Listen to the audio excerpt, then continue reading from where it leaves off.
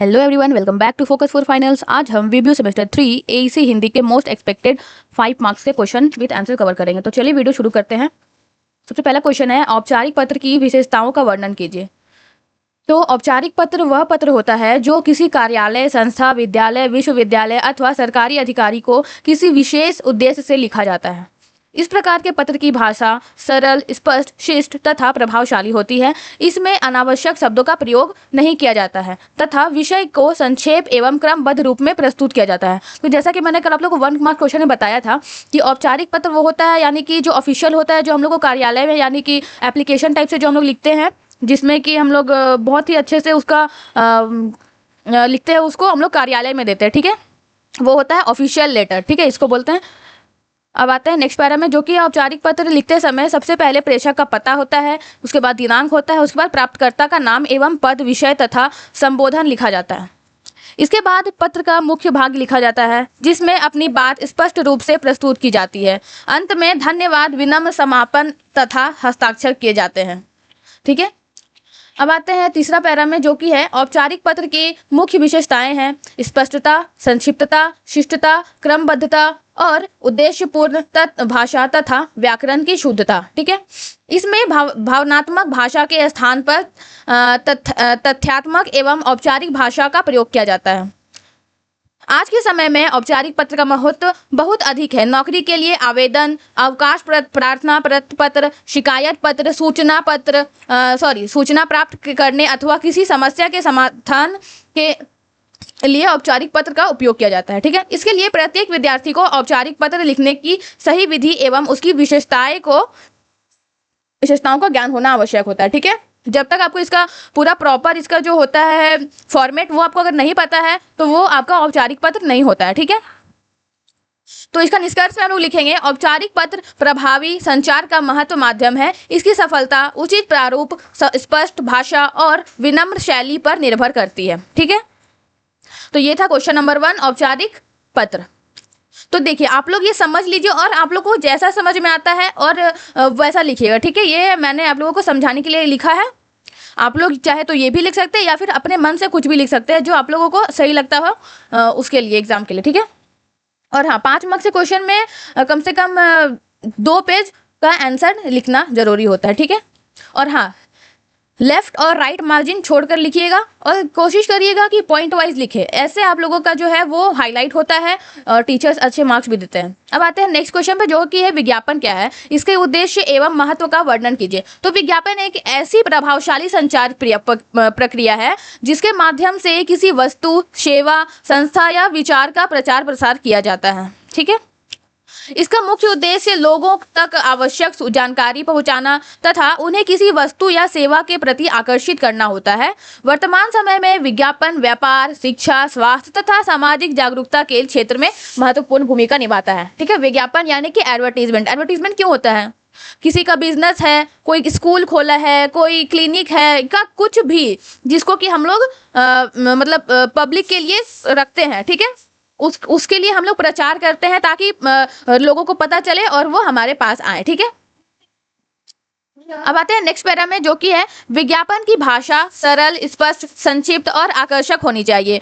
इसमें ऐसे शब्दों का प्रयोग किया जाता है जो लोगों का ध्यान तुरंत आकर्षित करे। समाचार पत्र, पत्रिकाएं, radio, television, internet, social media तथा पोस्टर आदि विज्ञापन के प्रमुख माध्यम हैं। ठीक है, नेक्स्ट आते हैं, विज्ञापन का मुख्य उद्देश्य किसी उत्पाद की बिक्री बढ़ाना, लोगों को नई जानकारी देना तथा समाज में जागरूकता फैलाना है। ठीक है, जैसा कि मैंने आप लोगों को बताया, लोग देखेंगे तो लोग आएंगे। ठीक है, इसके माध्यम से उपभोक्ता विभिन्न वस्तुओं की गुणवत्ता, मूल्य और विशेषताओं के बारे में जानकारी प्राप्त करते हैं।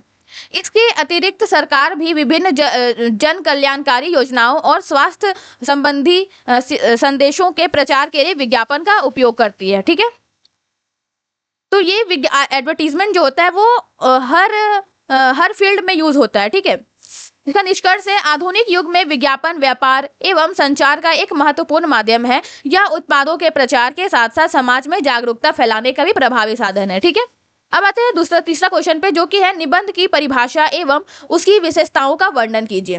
तो निबंध गद्य साहित्य की एक महत्वपूर्ण विद्या है जिसमें किसी विषय पर लेखक अपने विचारों, अनुभवों एवं भावनाओं को क्रमबद्ध और प्रभावशाली ढंग से प्रस्तुत करता है।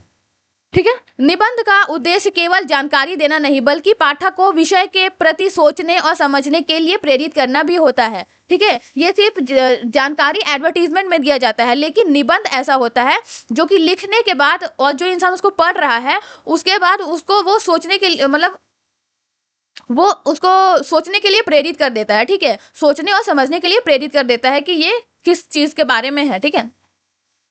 एक अच्छे निबंध में सामान्यतः 3 भाग होते हैं। सबसे पहला जो टॉपिक है उसका भूमिका होता है, उसके बाद मुख्य भाग यानी कि जो टॉपिक है उसका जो मुख्य मतलब कि जो मेन पॉइंट है वो होना चाहिए, उसके बारे में लिखा जाना चाहिए, और तीसरा पैरा में उपसंहार। ठीक है। भूमिका में विषय का परिचय दिया जाता है। ठीक है। यानी कि जैसे कोई टॉपिक है तो उसके बारे में हम लोग बताते हैं कि ये क्या है, कैसे होता है। ठीक है। और मुख्य भाग में विषय का विस्तार पूर्वक वर्णन किया जाता है। मुख्य भाग में बहुत ही डिटेल में सब कुछ बताया जाता है और तथा उपसंहार में विषय का निष्कर्ष प्रस्तुत किया जाता है। ठीक है। उपसंहार में क्या लिखते हैं, कंक्लूजन। ठीक है। निबंध की प्रमुख विशेषताएं हैं सरल भाषा, स्पष्ट विचार, क्रमबद्ध प्रस्तुति, विषय की पूर्णता, प्रभावशाली शैली तथा व्याकरण की शुद्धता। ठीक है। निबंध लिखते समय अनावश्यक बातों से बचना चाहिए तथा विषय से संबंधित तथ्यों का ही उल्लेख करना चाहिए। ठीक है। मतलब इधर उधर का कुछ भी नहीं लिख सकते हैं उसमें, तो वो मतलब निबंध का एक पूरा अच्छे से फॉर्मेट नहीं माना जाता है। ठीक है।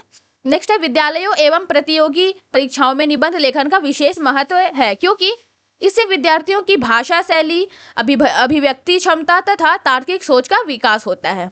अब आते हैं निष्कर्ष में, जो कि है निबंध लेखन ज्ञान, भाषा एवं व्यक्तित्व विकास का महत्वपूर्ण माध्यम है। प्रत्येक विद्यार्थी को प्रभावी निबंध लेखन का अभ्यास करना चाहिए। ठीक है। अब आते हैं चौथे क्वेश्चन पे, जो कि है मुहावरा किसे कहते हैं। मुहावरों का महत्व स्पष्ट कीजिए। तो मुहावरा भाषा का वह विशेष वाक्यांश है जिसका अर्थ उसके शब्दों के सामान्य अर्थ से विभिन्न होता है।